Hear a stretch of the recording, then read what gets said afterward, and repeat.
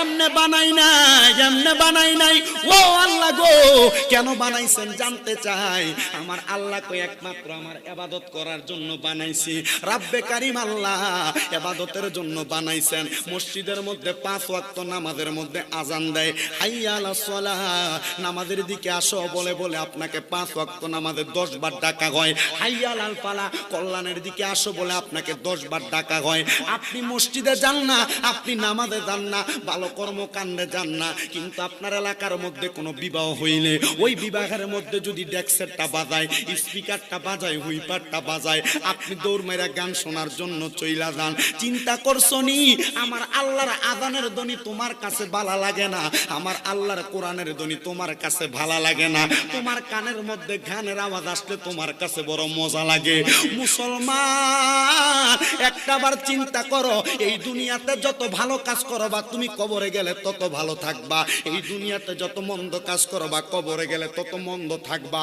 কিন্তু আপনি আমি যদি কবরে চইলা যাই, ওই কবরের মধ্যে আপনার কেউ আপন হবে না। সাহাবায়ে কেরাম একটা ইয়া রাসূলুল্লাহ বলে ডাক দিলে আপনারা জবান খুলে আল্লাহু আকবার বলবেন। সাহাবায়ে কেরাম একটা ডাক দিয়া বলে, ইয়া রাসূলুল্লাহ, নবী গো,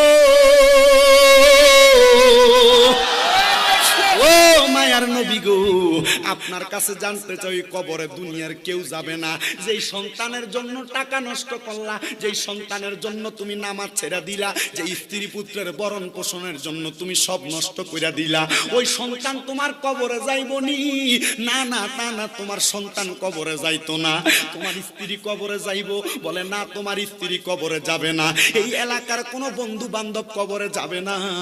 ইয়া রাসূলুল্লাহ, তাইলে কবরে আপন হইবটা কি? আমার নবী কয়, উম্মত, ওই কবরে তোমাদের 2টা জিনিস আপন হবে। জোরে বলেন কয়টা? জোরে বলেন না কয়টা? ইয়া রাসূলুল্লাহ, নবী গো, ও মায়ার নবী গো, 2টা জিনিসের পরিচয় জানতে চাই। আমার নবী কয়, 1 নাম্বার হলো ঈমান, 2 নাম্বার তোমার আমল।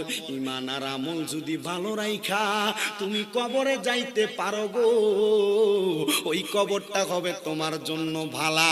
ও বন্ধু, আপনি মনে মনে চিন্তা করছেন, আপনার বাবা দুনিয়াতে ছিল, আপনার দাদা দুনিয়াতে ছিল, তারা কবরে চলে গেছে, আপনিও কবরে যাইবেন, মরার পরে কয়েকদিন থাকবেন, আপনার কবরের মধ্যে আপনার দেহ পয়সা যাইব না রে? না না না না, মানুষের দেহ কবরে পয়সা যায় না, যারা সঠিক মানুষ হইছে তাদের দেহ কবরেও জিন্দা থাকে।